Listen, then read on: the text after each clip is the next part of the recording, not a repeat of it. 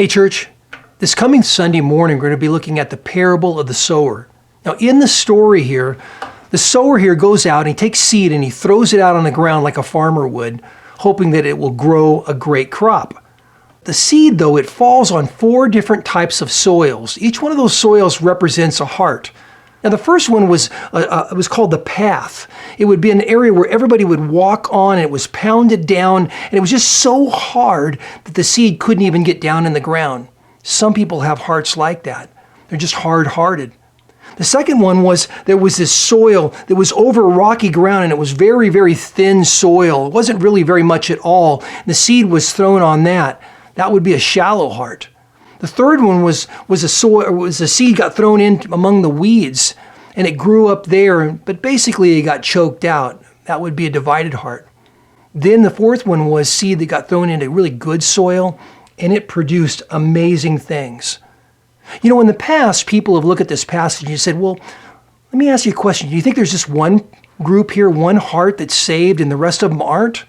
Or is it 2 in and 2 out? Or are there 3 that are in and 1 that's not in?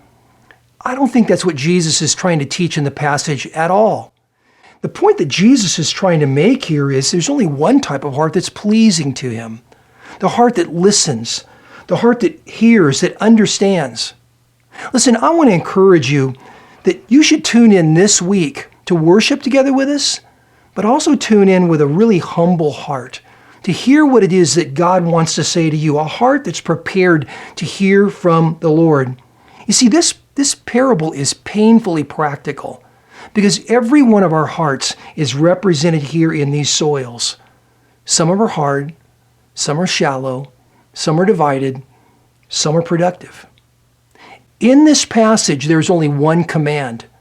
In Matthew chapter 13, verse 9, Jesus says this, "He who has ears, let him hear."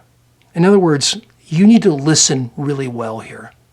That's our prayer for you, that you would tune in this week and listen and hear what it is God is saying to you about your life. If you're honest, what is God saying about your life?